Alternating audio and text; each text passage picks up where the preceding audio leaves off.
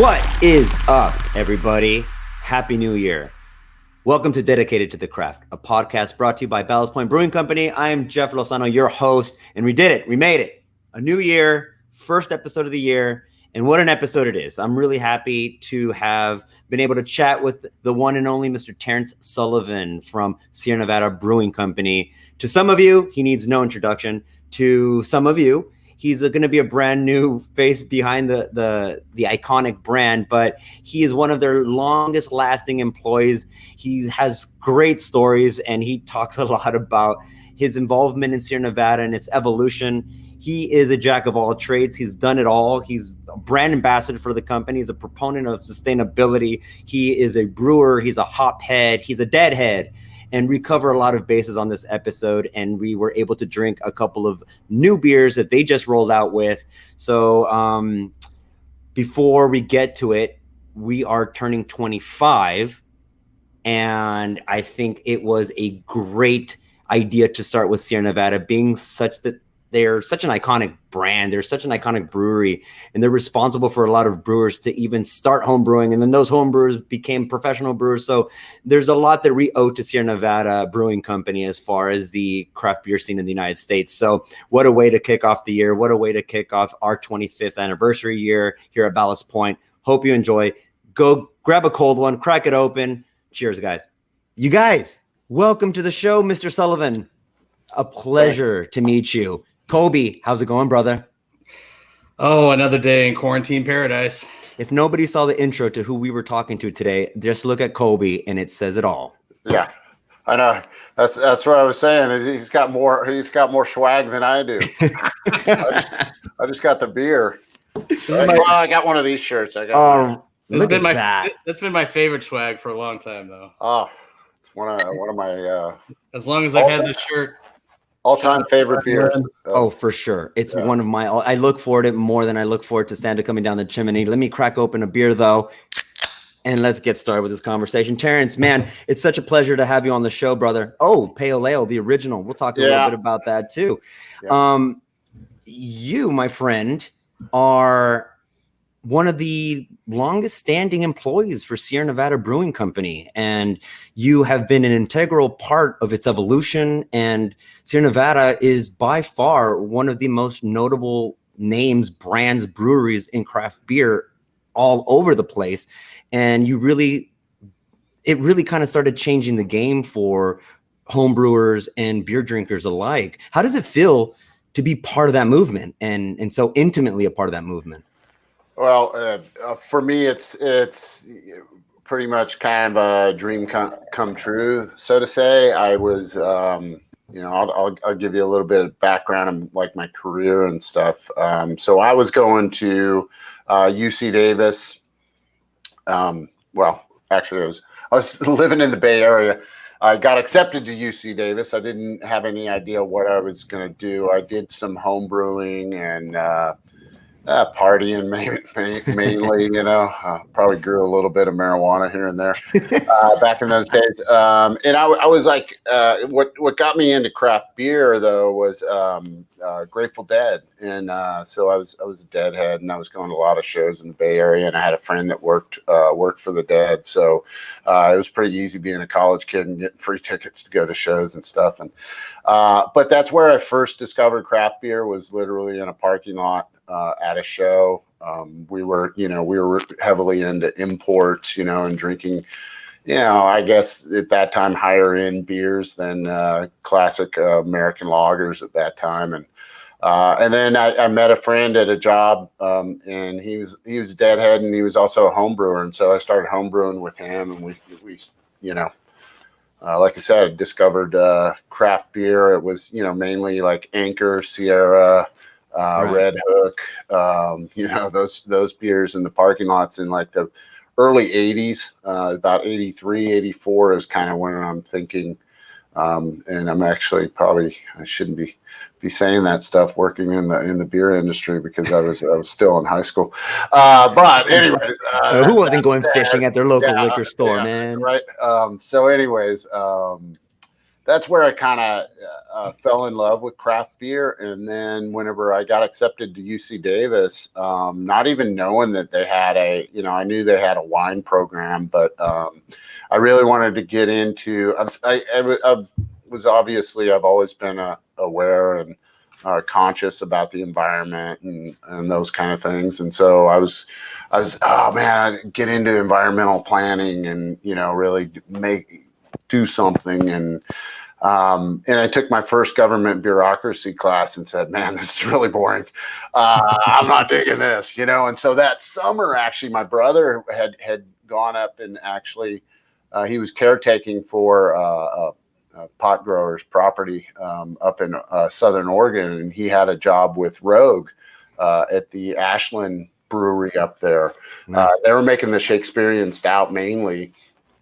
And so I went up there and spent the summer with him, and he's like, "Hey, man, they don't really care. You can come down and help me work, and all the free beer you can drink." And like, hey, I'm a college kid. I had hardly any money. It's like, all right, cool. And that's whenever I went back to Davis, and I'm like, hey, I want to get into the brewing industry. And then I had this goal back in those days because I loved the Bay Area and I loved Anchor and so it was Anchor and Sierra Nevada were the two breweries that I knew I would want to pursue. And I know Colby didn't know me back then, but I had hair, halfway, pretty much to my ass.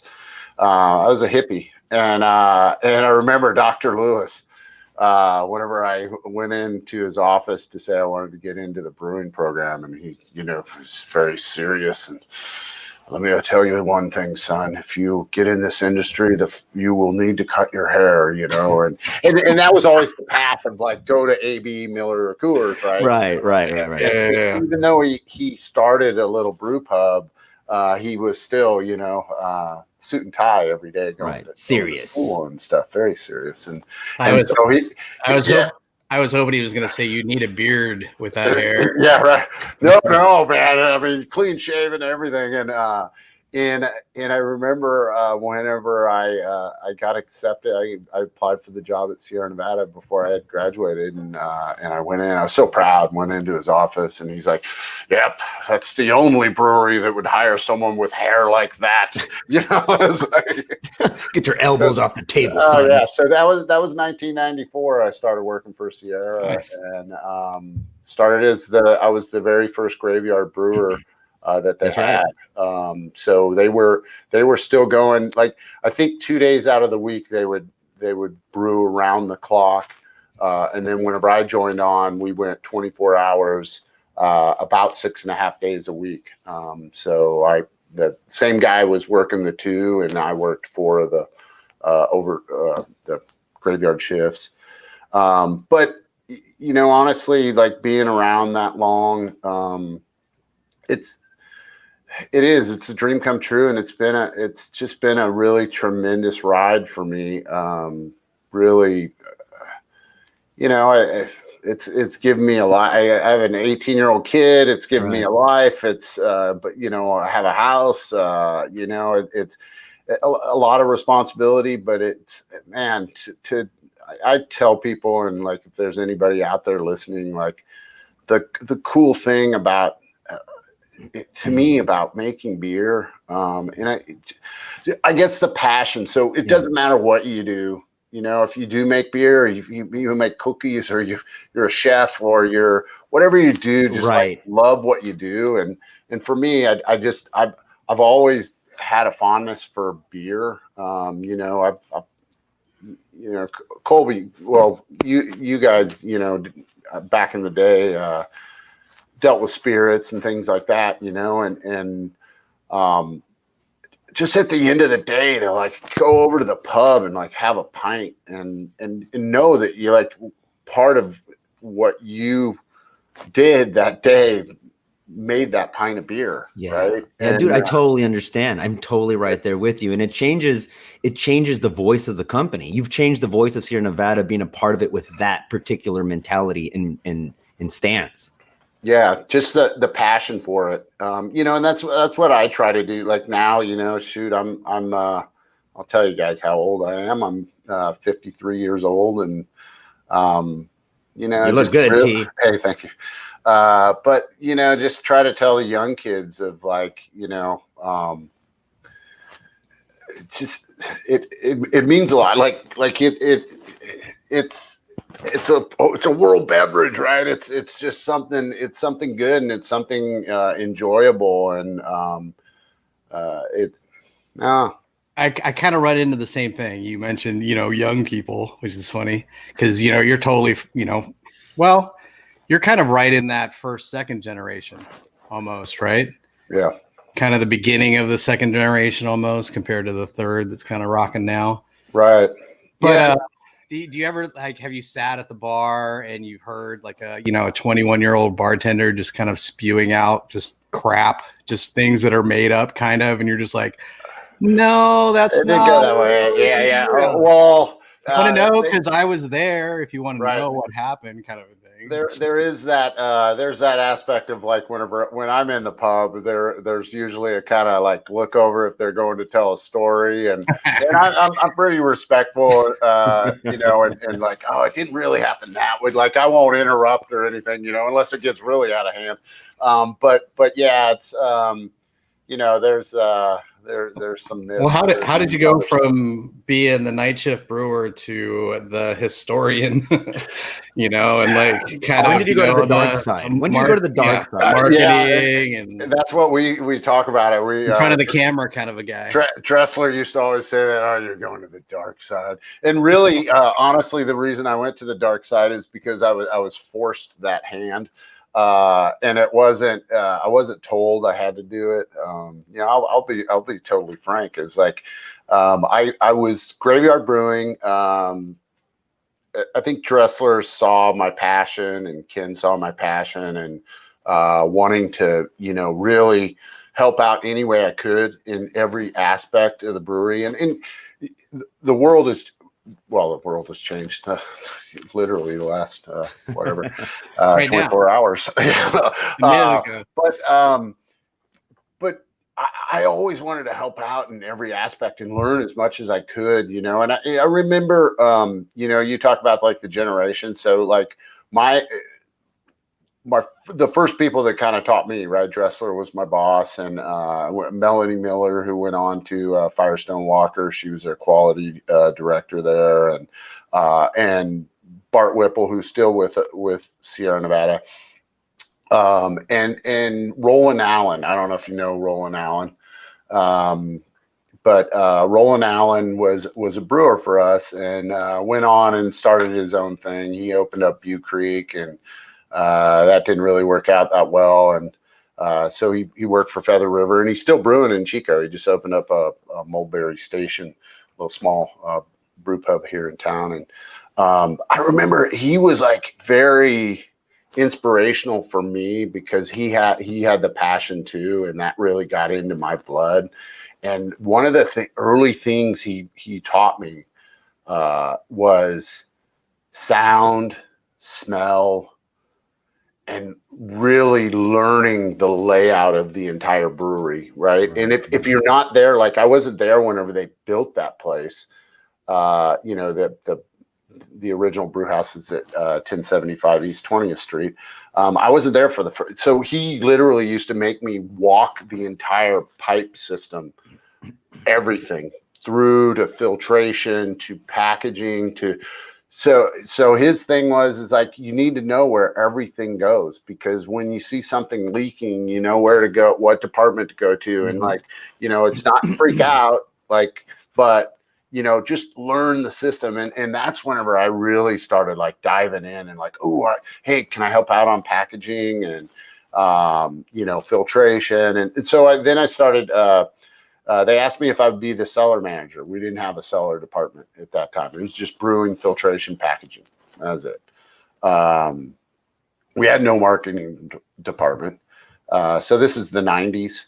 And then we built a new brew house. And so I became the cellar manager. And so we did a lot of stuff with dry hopping, and we did, mainly fermentation and yeast handling, those kind of things, and we were really starting to get, because we were 100,000 barrels when I started, and then we started getting 500,000 barrels, and at that point we were starting to get a sales staff, and we had a pretty good jump where we hired like 30 sales staff in like 1 year. And all of a sudden, that's whenever the company kind of changed as far as like what was needed by a sales staff.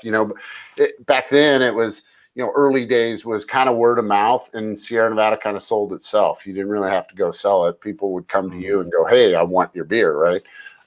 Because craft was still really small on the East Coast, and other parts of U.S. is pretty big in like the Pacific Northwest and California and stuff. That's where people like Judy Ashworth come in and really help you guys along, right? Right. Yeah. She's great. Yeah. She really, there's all sorts of publicans that really built our brand back in those days. You go to Philadelphia and that whole clan of Fergie and Tom Peters and those Terry McNally, all of them,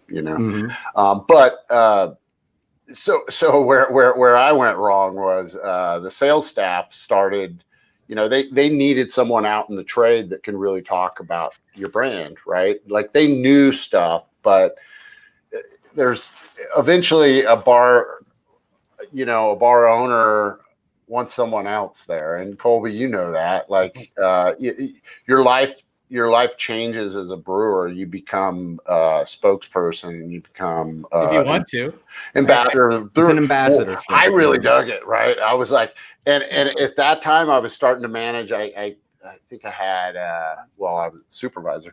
But we we had to manage a group of people, and I think I had 8 people, and that was whenever it like clicked with me. Like, I'm not a manager. I can't. There's certain things I'm going to talk poorly about myself, right?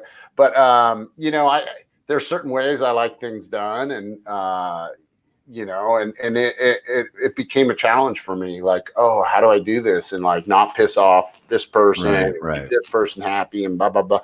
And so I remember I was starting to just travel all the time, because it's like, that's a great way not to deal with it. It's like you just go on the road, And so I remember Ken pulling me in one time, and he's like, "Hey, you got to make a choice." And he's like, "I don't have a job for you, but if you create a job, I'll, you tell me what you want to do." And I'm like, "All right, that's some good freedom right there, And so I told him, I said, I wanted to be the brewery ambassador. I want to go on the road, and I want to talk about Sierra Nevada, and I still want to be based out of Chico, because honestly, like that's what I've always said, and I've always had my finger in the in the pie for like what we're doing, because it's hard to go out and like tell the story of Sierra Nevada whenever you're not there, like hanging with the brewers and 100%, learning all that stuff, and like and that's one of the challenges, like since COVID too, and even pre-COVID, of like, okay, like I need to be in sensory all the time, and I need to be in the innovation meetings and those kind of things, just so I can, okay, what went into making certain beers that are in our portfolio. And it's quite the memory bank that you need to acquire. I mean, you got 26 years with Sierra, and so you need to tell the story from the inception all the way to today, yesterday, what kind of innovation we're doing and we're up to. And I'm 53 now, and I can't keep all that shit in my head anymore. Oh, see, I cussed already. Damn it. Sorry. Oh, it's so hard. It's so hard not to follow you with a cuss word. I know. But that is the case. It used to be like, it was pretty funny, because when you were asking, I feel that like my wife and I always kind of say that, like, oh man, are we starting to lose our minds a little bit, because we forget stuff. And I remember I was always I prided myself on, like, we have a system at the brewery, like all of our beers they're not by name, they're by 3-letter codes. So that's how we base everything in our database system is 3-letter codes for everything, All right. But eventually when you got, 3,000 3-letter codes, you got to juggle, and like some of them start overlapping each other. And like, so the big little thing, 3-letter code is, you would think it's BLT, but it's, is it BIT is what it is.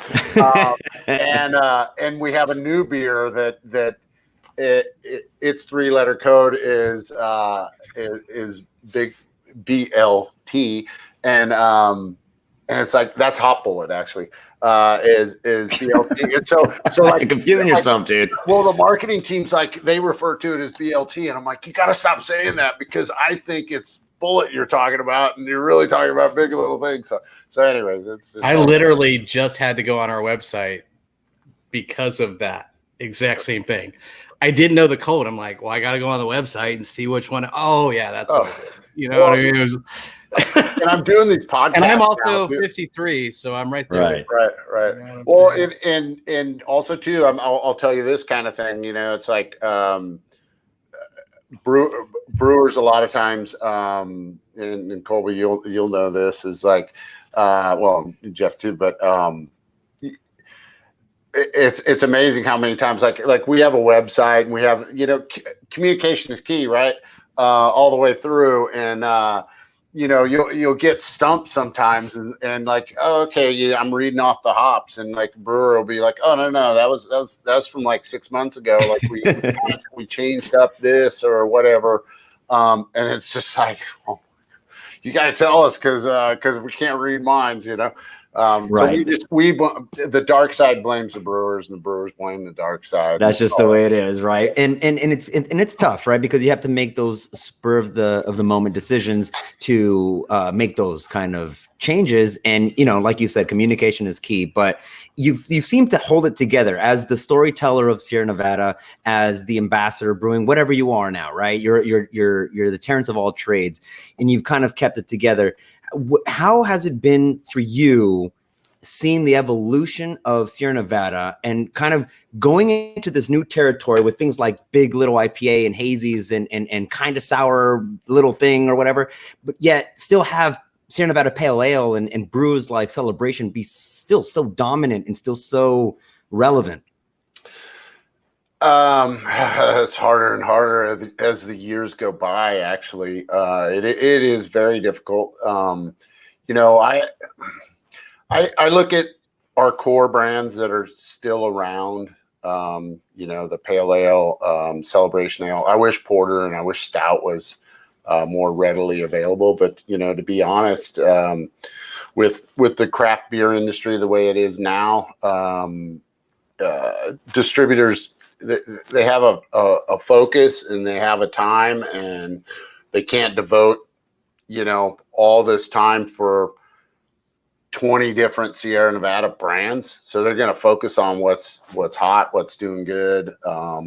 And the craft drinker honestly can find probably a pretty good porter. I look at San Diego. I mean, I gotta think that the craft drinker, if they're not getting Sierra, which I think our porter is amazing, if they can't get Sierra Porter, they're gonna find it around the corner. I mean, someone's got one somewhere that's really good. So those brands have been really difficult. But I think Pale Ale, Celebration Ale, Bigfoot Barley Wine, like these beers, that historical Sierra beers are there. And I don't want to toot our horn or anything, but I'm gonna do it. You should. They're damn good beers, and they're really they're really drinkable, and they're hallmarks. They're watermarks for a lot of brewers. Yeah, well, it still kills me. I know.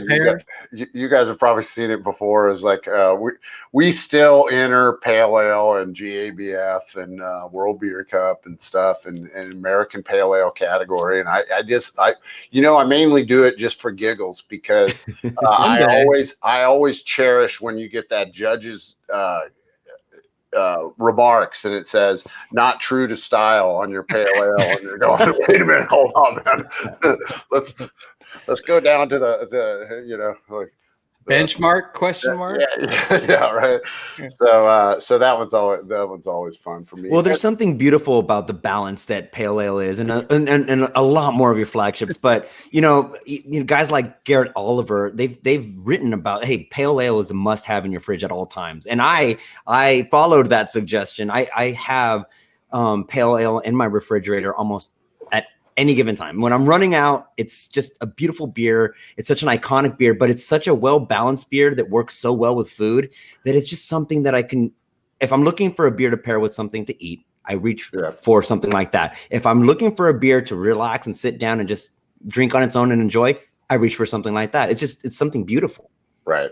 Yeah. And that's, I hope those brands stay forever. I think there is a place for it. Obviously our portfolio has changed quite a bit, and I think, I've had this discussion with many people. You think about our I'll pull it out right now here, our hazy little thing, right? It's on fire. It's doing great. It's a really good beer. It's made really well. It's a style that if you asked me, I'll say 5, 6, maybe 7 years ago, and someone poured that for me, I would go, "Whoa, what's going on?" And I'll pull this one. Yeah, I'll pull that out. I'll actually open this now. But this is not intended to be hazy like the hazy little thing. It's funny because we have a local beer enthusiast page on Facebook, and one of the fancy. He's a good dude, and he was bagging on like, wait a minute, it's not hazy, and I'm like, well, where did it say hazy? It just says big little thing, and you're just used to hazy little things, so you think it should be hazy. But it's a brand family, so that's what we're trying to build with this particular one. So it's wild little thing, which is kind of slightly sour beer. With strawberry and guava and hibiscus. And that's kind of that, it's a good quenching summer type of beer. This is definitely going Imperial IPA. This beer is actually sold in, we're going to be looking at selling a good amount of this in C stores with 19.2s. But big little thing is, it's good, man. And it's definitely no booziness. Yeah, it's really well balanced for what it is. It's very tropical. It's very, it might be psychological, but it does have that Sierra Nevada fingerprint on it, and you drink it and you go like, yeah, this is a big IPA, but there's something familiar about it. And one of the funny things that I heard you mention once is that for your hazy little thing, and I thought it was kind of funny to talk about right now, is that you guys found that most of the people that really enjoyed, or a lot of people rather, that really enjoyed that beer hadn't had another Sierra Nevada beer. That was their introductory beer because it was hazy. Yeah, that one, when you think about like how long have you been in industry, Colby? I mean, I started with Ballast Point in 97. Okay, so you're 23 years. 23 years. Yeah, so we're almost 50 years, you and I combined. And when I hear someone say that, like, oh yeah, we had like, I forgot what it was. It's like 40% of the people that drank it had never had a Sierra Nevada before. And these are surveys, so whatever. 40% of the people surveyed. Yes, right. These surveyed people. But it's all like new drinkers that are coming in and kind of checking out craft beer too, and but it blew my mind. I'm like, holy mackerel! Like well, it took me a while to get into Sierra Nevada. I mean, in the beginning, the pale ale was bitter. You know what I mean? I loved ESBs. My parents lived up in the Northwest, so I grew up in kind of, and I would go out to Yakima, Burt Grant's, and then I sat down at Big Time, and I don't know which all-star brewer was there at that point. That was probably like 89, and they put 3 draft IPAs up in front of me, and I was blown away. And I've kind of chased it. That was the beginning. That was the Right. start. The gun went off basically at Right. that point. I'm like, all right, now I'm all in 100%. So Burt Grant. There was Grant, yeah. But the going back to the beginners and the bitter and all that kind of good stuff. That is the good thing about hazies is just, brings people in. We have beers that I don't particularly care for, but people love them. And if that gets you into Ballast Point beers and that gets you into craft beer, then I can never tell you what you like and don't like. I'm just happy you're along for the ride. I gotta say that, because I did mention that, 5 years ago, I'd like to look at that beer and go, whoa. There's something about when and I don't consider, and we don't consider our hazy little thing to be like an East Coast IPA, because it's just it's not quite, it's not there, like the thickness of it, and it's definitely not approaching what you see in some of those, almost orange juicy like. Yeah. But I gotta, there's something about that mouthfeel, the silkiness of the oats, the lower bitterness, because I do find that, when we're developing beers like Celebration Ale, yeah, that's what you just drank. It's pretty aggressive. Initially, even back then, but now, like if I have a hazy and I go to a deli, I'm like, whoa, that is super bitter. And it changes as it ages. Yeah. Celebration. I mean, right. 4 weeks ago it was all hops, and just now I'm the nuttiness starting to come out a little bit, Right. I mean, you're also talking about starting to peek through a little bit. Yeah, exactly. And you're also talking about a punch to the mouth. 30 IBUs might not be a lot for West Coast enthusiasts, but that's a lot coming off of let's say a big domestic brand. And when you guys came out and offered something like Pale Ale, Celebration, Torpedo, or something like that, people are like, whoa, this is insanely bitter, because it's just that big leap to the other side of the spectrum. Right. And that's the hard thing too, is like, when you look at Torpedo, right? It's a brand that's been around for 10 years, and and it's very aggressive. And it definitely has there's a different drinker. It's, for me, like you look at like the demographic, and obviously I do marketing stuff now, which is fun, because I'm like learning new stuff, like I tell, my boss, that, for me to kind of learn some of this stuff, like you got to take care of me a little bit, because like I'm a brewer. All I know is like, wow, that tastes good. Let's drink it. How long has your boss been there? Oh, my new boss is actually relatively new. Great guy though. Kyle Ingram. He came from, he was doing kombucha before he came on board, but he was also with Canarchy, with Oscar Blues and Cigar City. Nice. And and I told him, I'm like, man, I'm still learning this stuff. Like I don't, to me, like, we should make a beer that I like and I like to drink, but I know we can't just do that. It's gotta have some teeth behind it or whatever, but hey, I'll drink it. If I like it, I'm going to drink it. And I'm pretty good. I'm actually a pretty good, I'm kind of like,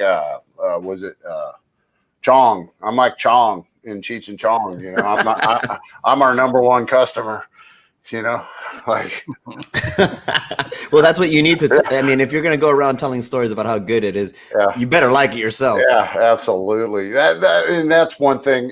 Going back all the way full circle to what we were talking about earlier, is like that is one of the greatest things about my job and about, I think, our company is I just really like drinking our beer. And I know it's almost to a fault sometimes though, because I don't, I don't get out and try other people's beers. And not in Chico. I've been realizing lately it's something more than that though. It's, you'd like sharing Sierra Nevada. So whether it was in the beginning when you were a brewer, you were sitting at the bar after your shift, sharing that beer that you had a part of, to traveling around the world, sharing the beer, to, I mean, how many beers have you named at this point? Right. Me? You know? Oh, at the brewery? Yeah. I'd say probably a dozen or so. Yeah. I got some good ones up my sleeve right now, and I'm not going to share them with you. Dude, come on. How many beers do we have to drink in order to get that out of you, man? But that's all part of sharing. That's right. you're sharing your art, you know? Yeah. Well, you know what, T? I want you are sharing your art, and we appreciate it, and I appreciate it because it's helped shape me as a consumer and how I implement that philosophy into our brewery. And I say philosophy very strategically because what Sierra Nevada has done, besides create just world-class beer, is you guys have built a scaffolding for what it means to be a good company. And if people don't really know what I'm talking about, you're the guy to talk about it with your incentives of sustainability and the way that Sierra Nevada has sort of kind of molded itself to be a lot more carbon friendly, we'll say. And you've had a lot to do with that. How has Sierra Nevada really started to terraform the industry in that sense? Well, I think if I had to kind of pinpoint it, I would look back at like, our founder, Ken Grossman has always had this kind of conscious effort to reuse and be sustainable, and like practices that really in a lot of ways what happened is he didn't have a ton of money. He didn't have a big financial backing. He had to do a lot of stuff himself. He had to, he was driving to the Bay Area to pick up grain in a truck to get it up to the brewery so he could, save a dime on shipping. He built his first brew house. He built his first brew house because you couldn't go out and buy little small 10-barrel brew houses. But dairy stuff. But also too is like, early on he couldn't, the heritage bottle that we use now, like this style. And a lot of people don't know this story. I think this is like one of the coolest stories with Sierra Nevada is the heritage bottle. So Ken couldn't really afford bottles. So back in those days, and now we're going back like early 80s was the beer industry was moving away from bar back bottles. So they used to make these really thick glass bottles that they would go to a bar, and then the brewery would get them back and take them to the brewery, wash them, clean them, fill them, and take them back to the bar. And so these are all, recycled glass. And so the brewing industry really changed that and started going to recycled glass. Well, early on, he couldn't afford that kind of stuff. And so all these breweries were phasing that out. And so he was able to, if you look at some of the very early pictures of Sierra Nevada, it's like all his case beer was in like Schlitz and Budweiser and Miller boxes, these boxes, heavy duty cardboard boxes where these bottles would go into the bar, and they put them back, and then they, once they're all empty, so they take them back to the brewery and, get the cigarette butts and get everything else out of them and clean them, sanitize them, and refill them. And so that's what he was using. And then once he went to actually having to now distribute outside of Chico, he knew he wasn't going to get those bottles back. So he had to make a change. And so he had to figure out what am I going to do? And back then we didn't have keg beer. And so he went to glass manufacturers and then, hey, what am I going to do? And they're like, oh yeah, you can have this mold made for $100,000 and we will make a custom bottle for you. And he's like, I can't afford that.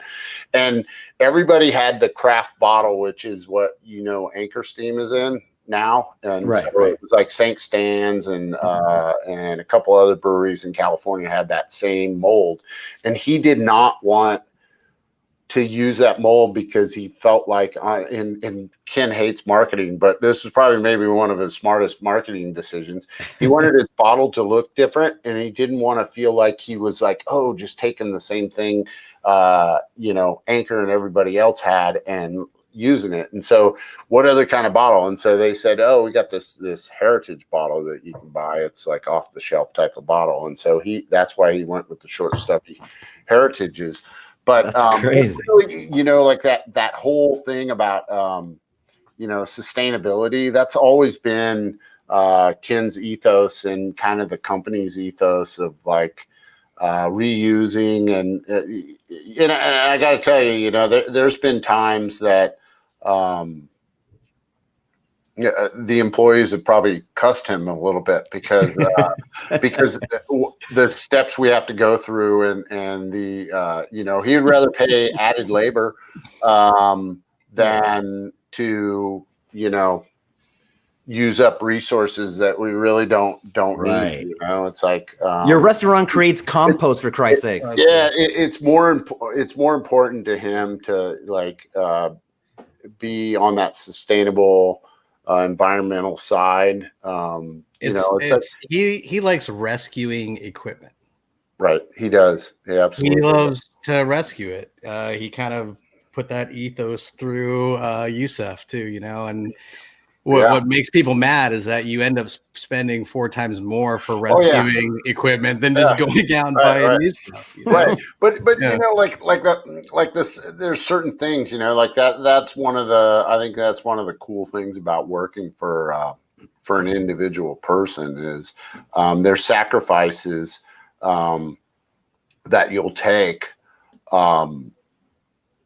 that might not be the best financial sense, but it's the right thing to do. When we were first putting the solar panels on the Chico brewery, it was like, paybacks of like 7 years on the panels we were buying. And it was like, if we were any other company and we were, publicly owned or something like that, no way, that stuff does not happen. Right. But he knew, okay, this is staying in my family. So, after 7 years, we're golden, right? And it's those kind of decisions that brew integrity. That's an integrity kind of absolutely standpoint, Yeah. I got to brew on both the copper kettles up at Chico. And I got to one of my favorite things was at the end after we rode the wheels off the bus for the beer camp across America. We were pouring Ballast Point beer at the opening, the Asheville, and I'm sitting there pouring, and Ken comes walking up and he goes, "Colby, would you like a tour of my brewery?" And I'm just like, I just dropped everything. I'm like, yes, I would, as a matter of fact. Looking at that third copper kettle, I still have that goal is to brew on that copper kettle. I want to be able to say I brewed on all 3 Sierra Nevada copper kettles. That'd be cool. Well, I don't think anybody's ever done that, get right? you out there. We got to do another collab because I want you guys to talk a little bit about that beer camp collaboration. But before that, I really want to introduce, because Colby, I don't want to forget this, how pristine and beautiful Sierra Nevada Brewing, the facility is. I went up there for a Master Brewers Conference. It was a winter session, and It was held up in Chico. And it was the first time that I had ever gone to Sierra Nevada. And I don't say this often, but I was blown away. The place was pristine. It was beautiful. And we were greeted with, by the humble staff. And then we were able to go on a tour. And one of the most memorable things about that tour, besides the enormous facility, and it's a lot of steps, but one of the things that I remember the most is we were literally on the cellar floor. And I felt it was one of those moments where, like, if I was eating ice cream and my scoop fell on the floor, I'd feel comfortable scooping it back up and finishing the ice cream. It was pristine.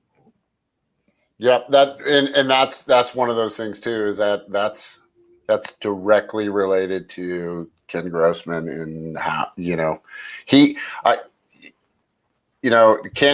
is finally getting to the stage in his life where, and part of it has been us of like, dude, you gotta get out of here. Like, I mean, you need to leave for a little while, just because, you know, we all have a certain, like, we only have so much time on this earth, right? And it's just one of those things of like, dude, get out and enjoy something. You know, you built this, and you should be able to. But that is his life too. You know, I realize that. You know, because the more that I know that I need to kind of like, I was on vacation last week. I worked every single day, but his attention to detail, is that's incredible. You know, almost to the point where it's tiring. He still knows stuff about things he's not there that is being built, you know, which is crazy, because I remember when we were building the brewery in 97, 98. So the expansion, the massive expansion we did in Chico. I remember one of the because that's whenever I was really kind of getting into, like, I was diehard, like, for the company. And I remember the contractors talking to him, and we were all out shooting the shit, having beers. And they're like, oh my gosh, like every aspect he's asking, like, okay, so what kind of insulation are you using on the roof? And like, he's talking pub stuff, like, you know, like, okay, so the deep fryer that you're going to use, is it a blah, blah, blah, blah, you know, and he's like naming off all this, you know, and he's just got, he likes getting dirty. Yeah. And one of the things that I always, like my coworkers, whenever I worked in the cellar, they hated the fact that Ken used to, some of them might listen to this and be pissed off, but oh well. But Ken used to, I don't know why it was, but Ken would walk the brewery, and he always liked to come on a Saturday or a Sunday, like on the weird hours when people weren't around. And he would just take pictures, and he would send them. He would send them to me. And he's like, you know, because I know that person. I was in charge of the cellar, and a lot of the stuff, like, okay, when someone's leaving something laying around, it's in the corner of the cellar. You know how that goes. And he would send them to me, and I would just distribute them out to all the different managers. Like, hey, there you go. This is your guys' stuff in this corner, and this is yours over here. You know, and it's like, mention the detail. And that's been one of the things, is because I'm working from home now, but I probably go into work maybe 2 days a week for about 2.5 hours. And I can always tell the places he's been to by my visit before, right? Because I'm pretty keen. I pay attention too, you know, and I got an attention to detail too, you know, and it's like, man, this area is getting a little dirty, you know, and then like the next week, or like piled up with stuff. Like right now, like we're starting to do e-commerce stuff, and it's like, oh, you know, no one's coming through our doors, so it's like, oh, they're using certain areas that were like community areas for just storing stuff, and it's like, it's getting a little cluttered. And then like today, I was walking through an area, and I'm like, oh my god, that changed. They're cleaning that up, you know, and I get home and I see an email, and it's like, hey, do you know where these kegs came from? Because Ken walked through, and we got to get this whole area cleaned up. So yeah, but do you think that creates a pressure in the company, kind of a trickle down to be better than everybody else? Like, not necessarily. I'm not wording that right. Like, you know, you always hear of standing on the shoulders of giants, right? To raise expectations. Ken is standing on his own, you know, his giant shoulders, and we're all standing on his shoulders. I mean, there's got to be some pressure there, because I mean, everything is so on you, on him, on Sierra Nevada to like keep up with the quality, to keep up with the you know, eco side of it, to keep up with, you know, just keeping things clean, simple stuff. It's you know, because you're under the microscope all the time. Yeah, and those people that maybe are listening in. I already popped mine open. And by the way, for anybody that's not watching us on YouTube and only listening, we are drinking 2 of Sierra Nevada's new releases. We started with the Big Little IPA. Imperial IPA, and we're now transitioning into Wanderland Nectarine Ale. And Terrence, the aroma on this beer is insanity. This is literally, there's no mistaking what's in this beer. So this beer actually made me proud, and I'm sorry I got a slightly dirty beer glass. I grabbed one out of the back. Dare you, sir? I know. I see my dirty beer glass. Attention to detail, man. I know I got some dust. You don't stop drinking enough for it to even get a wash. Just say that. Right. Like you're always using it. This beer actually blew me away a little bit because the amount of nectarine in this was, I think, like kind of spot on for what we want to do. And it came out of the gate that way, where a lot of times when we're developing beers, we either go way too high or we go way too low, and we try to get there, by production time. But this one, like out of the gate, it was like, oh man, it's nectarines, and these are California grown nectarines, so we're really happy with that. And I think this is a great beer. It's it's not advertised on it, but it's made with a Kolsch yeast. So we're really kind of something pretty neutral, so that we can let the fruit shine on it. And it's 7.5. 7.5. Yeah. We'll get you there. I had to look. See, I can't remember that stuff anymore. But don't worry, I got you, bro. This was we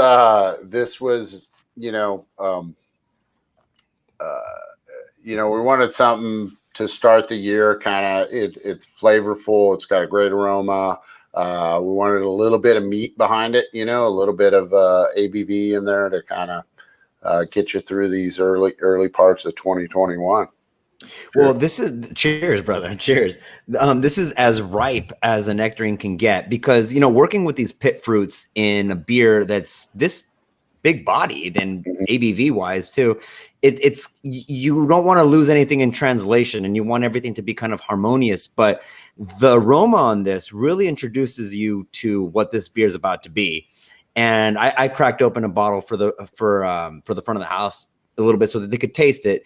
And the first thing that they said was, this beer smells amazing. There's no denying this is perfectly advertised. We'll put it that way. Right. Yeah, I agree. And that was one that made me happy whenever when we were tasting this just before its release of, all right. I think we can all get behind ourselves and be satisfied. It's almost got like a little apricot thing going on. It does. Actually, that was kind of a debate we were having with the innovation team and some of the brewers and stuff. They're like, it's kind of apricot-y, but then you get a little pith, like a little pith. Yeah. And I guess thing, I guess that's a common thing. We've heard that before, that a lot of people will kind of mix those two fruits up a little bit. And actually, we've heard where some apricot, like fruit, like I would say like foods or things like that, they actually use nectarines to actually drive the apricot character. Nice. So I don't know. Who knows? Oh, it's delicious, man. It's delicious. And I'm not too much of a fruity beer kind of guy, but this is well done. And one of the things also is that it's Sierra Nevada. I'll take risks on particular styles or experiments that I already know might not be suited for my palate, but the reputation that Sierra Nevada holds, and just the delivery, beer after beer after beer that you guys have put out of that facility, you kind of like, all right, I'll give this a try. Like, it's not a combination that I favor, but if Sierra Nevada's brewing it, I'll give it a try. And it's good, and that's one of the things that I think has always been kind of cool about our brand. There's some trust there, which is really cool. With Big Little Thing, you mentioned earlier about how this one, about how it's classic Sierra Nevada style. I hear that a lot because obviously I dive in and being in marketing, I gotta look at like what people are saying about our beer and saying about other people's beers, and there's something to be said with your house yeast and what you're using. I think that drives a lot of flavor. That Flower hops. Yeah, I think flower hops are distinct as well. Right. Yeah. Right. I mean, that's definitely a terroir. Yeah. And this beer has, some of it has some, it's kind of a mix between new age and old age hops in it. So, it's going to have a little bit of those Sierra Nevada nuances of a little bit of piney, a little bit of fruit, but it's also got some tropical fruit in there. So I got a question. Oh yeah, go ahead, please. Well, no, if you have a question about the beer, keep asking. Jeff. Yeah. No, real quick, when you were talking about a little bit of old, a little bit of new, kind of this venture that you guys are making into what we would call new style beers or whatever you want to call it. Mm-hmm. How do you guys in a barley husk? How do you guys tackle that? Going from we've established ourselves as this, and this is a flavor, and it's very distinct, but we want to start charting new waters without making such a stark jump and still retaining some of the Sierra Nevada essence like this beer. How difficult is that for you guys when you guys all sit around and start thinking about going into those new beers? Yeah, it is difficult because it is weird. You guys probably sit on these panels too. It's like everybody has a different flavor preference and profile, and I think mine's the best, but of our teams. But it's funny because you're probably not going to satisfy everybody in the room that this is every once in a while. Yeah, you get the one that it's like everyone's like, this kick ass, and does it deliver, and does it, but in the end, like a lot of what we do, I think, which maybe is, I don't think it's neither good nor bad, but we're always kind of, you touched on a little bit of like Sierra Nevada's like I said trusted brand, but like, I'm going to get something good, and Right. and Ken has always been about balance in a beer. So like, even if you like today's standard, if you look at, and way back when, the standard back then, but like our West Coast IPAs are they're by today's standards maybe a little bit low on hop or whatever. I think bitterness has always been kind of high on our beers for that particular style, but that certain balance of like, so you got the higher ABV, you're gonna have we always joke, it's like 7%, 70 IBUs, 67, 6.7, it's like and it wasn't until kind of the East Coast craze came in where we started really looking at lower IBUs and that kind of stuff. But I think I don't know. It's very difficult for me because I'm an old school beer drinker, and I hang out. Some of my friends, they love drinking beer too, and we will sit down and split a 6-pack of Pale Ale or 6-pack of Celly. But today's beer drinker of sitting around a group of 4 people and kind of splitting all these beers that you have. I still really like a beer where you can go back to back to back. Sessionable, drinkable, crushable, whatever you want to call it. It's that. Just that, it's and I really appreciate, I honestly appreciate some of these, like today, I'll give you an example, right? Okay, because I'm not on the innovation team. I'm directed to hang out with them and drink beers with those guys, right? And so my thing is like, okay, like I got on one of the app sites of where to order beer, right? So I'm on there and I'm ordering beer, and my thing is that I buy. So we got a couple of us that are buying like from a couple different groups, and it's like I do all the barrel aged stouts, anything that's stout or barrel aged, and mainly with adjuncts because we want to see what's kind of going on. Right. And then I do that only because, and like dessert stouts, only because my wife loves those. So the brewery allows me to at least drink one at home, and then I have to bring the others to the brewery and share with everybody else. Oh, genius. So she's like, "Oh, you got to do the dessert stouts because that's what I like, you know." So it's but I've also started to buy into some of the other ones, you know, like. So today we're drinking some, what are they, like the smoothie fruit Pastry. Milkshake. yeah, but IPAs not stout. Oh, milkshake IPA kind of deal. No, like the literally like a smoothie. Oh, Jesus. Smoothie type of beers where they have so much puree and all this stuff in there. I thought you were saying literally a smoothie. Yeah, you mean Jamba Juice? Just throw in some soda water, you're good to go. Taste Shot of vodka. Yeah. Yes, they taste like it, and they're really good.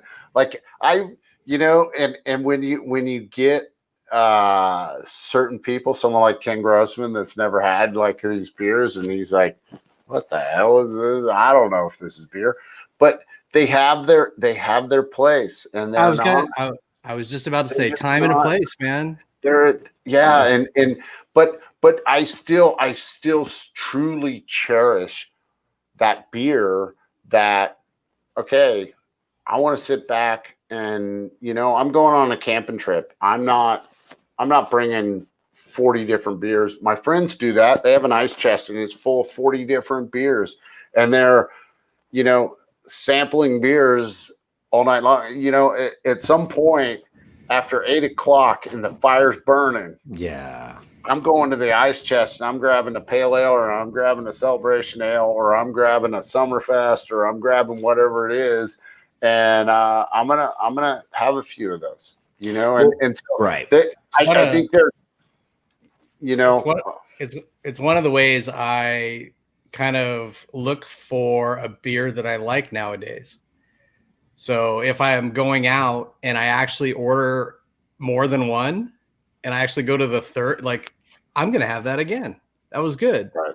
And I'm going to have that again. It's like that rarely happens, it seems like, nowadays for me. Right. Well, you know, where it's like, it's you want that flavor to kind of continue. Right. And that's what Sierra Nevada is really good at. Sierra Nevada is really good at that. And one of the kind of weird places to be as an OG beer drinker, and I'm not self-proclaiming myself as one, I am not, but what I'm saying is, you know, you sit at pre-COVID, you sit at a bar with your buddies and you're at your local tap room that has a pretty versatile list of beers. You sit down with the Sierra Pale, I sit down with the Sculpin, the guy next to me, my buddy, sits down with the sour, stout, porter, somebody orders a seltzer, whatever it is. You tend to distill it down to, what are we doing here? What are we doing here? I'm sitting down with my friends and we're facilitating a good time. We're facilitating a conversation. We're facilitating this human interaction. And Sierra Nevada has definitely facilitated a lot of my interactions with a lot of people that I care dearly for. So at the end of the day, you know, you can rest assured, Terence, and you can rest assured, Colby, that what your hard work has achieved is people like me, people like my friends that have been able to sit down, drink your product, something that you've put your thought and your hard work into, and get to know their friends, their family, a stranger. It doesn't matter. And that's something beautiful at the end of the day, right? Sounds like beer. Yeah. Well, I mean, you know, I'm glad you said that, because, like, you know, Sculpin, like I remember when I had my first Sculpin in San Diego, and I was doing something down there with, you know, probably with O'Brien's or, you know, Hamilton. Whatever. Yeah. Or Newport Bar and Grill. Did you do the events there? Yeah. Well, and I remember actually the one of the best stories, and I tell this a lot, is because it was maybe the second visit or the third visit after I had like discovered Sculpin, and I was like, man, this is a really good beer, awesome. And I went in, and so our sales rep, a lot of times, you know, it's like, and I was never into that. Like dresser always needed to be like chauffeured around, you know. And I'm like, I can get to the hotel, and I can deal with my, you know, I'll fly in, and let me just get a cab and you know, relax a little bit, and then we'll go out. And so I remember that it was Lisa Musson. And she's like, oh, okay, so the first night we don't have anything, you know, so it's tomorrow at noon, you know. So I flew in the night before, and I get down there, and she's like, hey, you know, I'll just pick you up, you know, one of my buddies, and that's what's always cool about the camaraderie between craft breweries and brewers, and even sales staff. Yeah, it gets competitive out in the trade a little bit, but at the end of the day, they all have pints together. They all enjoy each other's company, and they all have a similar goal in mind. And so Lisa's like, oh yeah, one of my good friends, you know, sells Ballast Point, and I'm going to take you to OB Noodle House. We're going to have dinner, and then we'll go to their event that night. And so we go in there, and it was right whenever, like, I think Sculpin was going nuts or whatever. And it was, and I can't remember who the brewer was that time at the event, but I saw Sculpin on the menu, and I'm like, yeah, I'll take a pint of Sculpin. And, well, it was the Habanero Sculpin. And, there you go, attaboy. And I dove into the pint, right? Not even knowing, like, I just want to, I'm out. I'm not doing an event on myself. I'm going to drink. I'm going to have a good time. And it was the Habanero Sculpin. And I just took this big hook off the pint, and I set it down. And I remember I looked across, and I don't know who the brewer was at that time that was at the event, but he looks over at me, and he's like, oh, you got the Habanero Sculpin? And I'm like, yeah. And he's like, yeah, that batch got a little hot on us. And I don't know if that's true or what, but heat may vary, bro. It's on the label. I was just red, and it was a little over the top. And even the next day, and this is how your sensory things work, right? The next day we were at an event, and I'm like, okay, I got to just have a regular Sculpin, right? That's, you know, I'm in San Diego, I got to have one, right?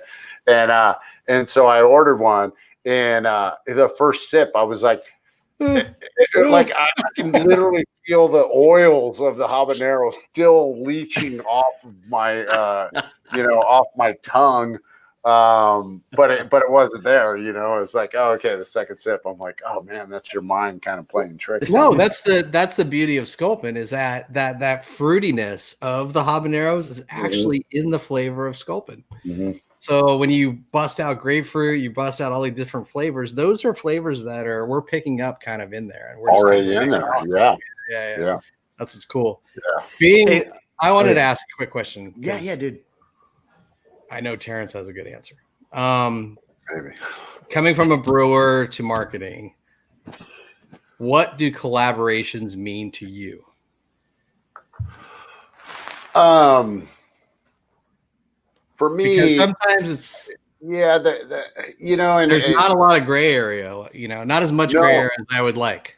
No, and I think a little bit like I always fought with that one. It was like because I've read consumer stuff on, like, they're always, it never maybe delivers on the package or whatever, right? You know, it's like, oh, it's not quite there. And I actually, what was ours? Electric Gray. Yeah. The hoppy lager, right? I thought that one delivered, and that's still Sierra Grossman's favorite beer she's ever had. And every time, there you go. Every time it comes up, like, oh yeah, we got to do like a hoppy lager or something. Can you make that one? Can you make that one again? And it's like, I don't know. For some reason, when we made that beer, there was some sort of magic in that particular batch packaging or whatever it is. It was two great breweries coming together. To be honest, the magic was the beer camp. Yeah. That was incredible, dude. That was, the whole time people were amazed at how much fun they were having, and at the whole time they were amazed at how much work it took to have that much fun. You know what I mean? It was definitely an oxymoron, basically. That was brutal. And you didn't even get to go on it very much. I know, and that was the one that's the one that like really it probably aged Ken like 10 years or whatever. Because like to drive across the country and do all that stuff. I think it was the opposite. I think maybe it made me younger. Nice. I went backwards on it. That's perfect. But I had 3 favorite memories real quick. Just so I want to get this on. Cool. First was we were river rafting down the Colorado River right through the Grand Canyon, and I flew out of the canyon in a helicopter with Ken. And I was just like, yeah, another day at work. Sweet. And then we that was our entire marketing budget that year on like 6 weeks for you guys to go have a good time. Thank you. I I've thanked a lot of people, but I don't know if I thank you personally. So thank you. And then rub it in. At one point I looked at Ken. I'm like, is there a reason we're not homebrewing on the bus? And his eyes just lit up, and we did this crappy Goza, basically, or this Berliner Weiss, where we were all like drinking liquor to pasteurize our mouth and then blowing nice. And we heated up all the water on a coffee machine, I think. And it was just, I don't know. It was a good way to kill a few hours on the bus. Isn't that the first time that Pliny the Elder was canned? Was actually canned. Yep. We stopped at Oscar Blues, and they had a crowler machine, first one any of us had ever seen. Ken bought 3, brought one on the bus, and we just started crowlering everything. That is amazing. That is awesome. We would walk into like Nebraska Brewing with a crowler, like, hey, you guys want to like package some stuff? Like, it was pretty cool. The third thing was he did a couple of cars, like train cars, old 1950, 1960s train cars. And we hooked up to a back of an Amtrak, and we went from Chicago to New York. And it was me and Ken and Jamie from Ninkasi. We sat up late one night in the back, in the back of the train, caboose, and just drank all night. But when we first got to the train, he got Jimmy Carter's room where Jimmy Carter had stayed. And I remember walking to my room like, you're in Jimmy Carter's room? The guy that like made home brewing legal? And he just had another just big little kid, Ken Grossman, kind of smile on his face. It was super cool. That is wow. What an amazing story. I did not know that. Yeah. That is wow. I could talk a whole hour on that trip because I got to ride the whole 2 weeks, so it was pretty fun. That's some serious goosebumps there. Yeah, it was that is amazing. When are we collaborating again? I don't know. We need to do this. Like getting to your question is like, for brewers, it's awesome to do collaborations because it's really, it's sharing knowledge, it's sharing, passion, palettes, all that. I mean, friendship. It's all. It really is. It actually, networking. Yeah. I mean, so many non-monetized things. Yeah, and it's and I believe it's sure we probably over the years we've done so many collaborations. Well, probably not as many as like some people do nowadays, but Not every beer is going to deliver, but it's really about, like, to me, about the stories and those kind of things, and a mutual respect and understanding of the industry, and it's not like, we're not trying or whatever, or we're trying to, like, oh yeah, just buy these two breweries beers that we made together. There's a lot of love and passion in there. And well, you guys have done a really good job of being the node and of basically all these collaborative branches that spawn out of it. Like, for instance, the Sonoma Fire campaign that you guys did, where you fundraised a lot of money, and then the Dankful series IPA that you guys came out with, Right for Humanity. Like, when you guys do decide to collaborate, it's very well thought out. It's not a selfie that you're looking for. It's more than that. It's something that's going to give back. It's something that's going to be worthwhile. Yeah, so I'll give you one. We just did one, and it wasn't really a collaboration, but I kind of made it one, and I made it so local. So we have a public radio station here in Chico, KZFR, and excuse me, and some of the DJs there and the program director.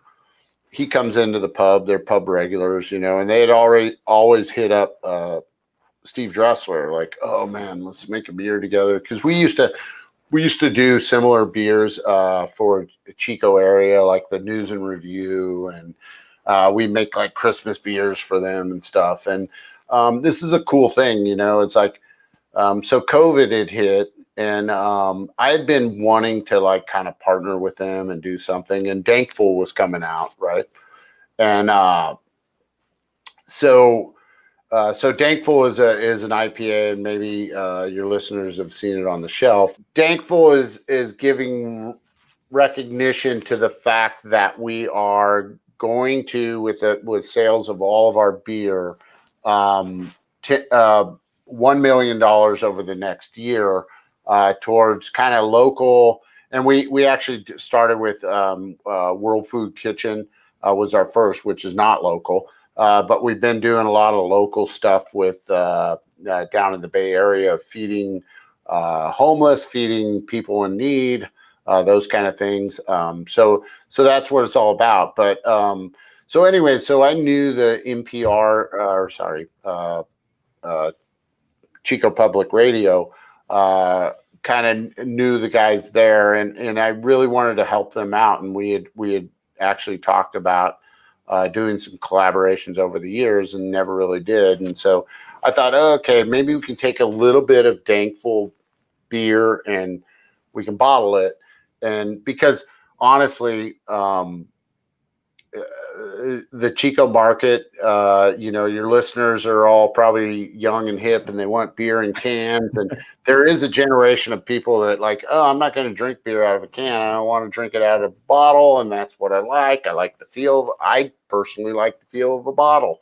I drink beer out of a can and drink beer out of a bottle, but there is a certain amount of people. So I thought, okay, how can we change it up? All right, we'll make this beer KZFR. And it's a IPA, and we made it for KZFR. They were struggling after COVID to raise money. I don't know if everybody knows, but a lot of nonprofits have been struggling because people are hurting, and everybody's hurting, and everybody needs a dime, and it's hard for everyone, and it's hard for them to, and one thing with me, so my father was a DJ, and so I have a lot of heart for music and radio personalities that, like, are part of your life. And I don't know if you guys have ever had that, but for me, it was my dad, and I saw the people that he affected. Like, oh man, I get to listen to your show every day. That is, like, the highlight. And that, whatever, however that is, but it happens. And so my thing was like, okay, I want to get back to this, and I want to create this beer. And so we made this beer and we sold it in town, and it was, I think it was 600 cases, and it sold out in like 4 days. People glommed onto it. Oh, I want to support public radio. And it was like, when we worked with them, they actually put a fundraiser around that weekend, and they raised like 50 grand that weekend, just promoting the beer and just saying, this is it, Sierra Nevada, go get it. And, you know, on top of everything else, you know, we've always been a sponsor of local public radio.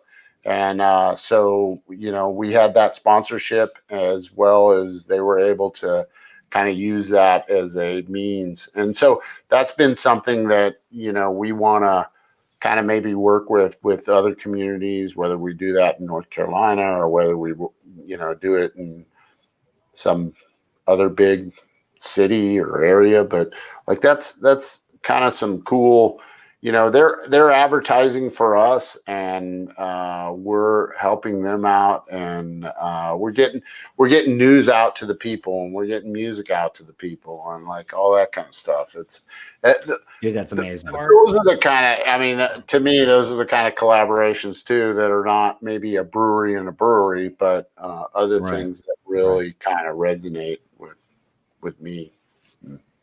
So what I'm getting is we're going to go to the tackle box and figure out what beer we're going to brew.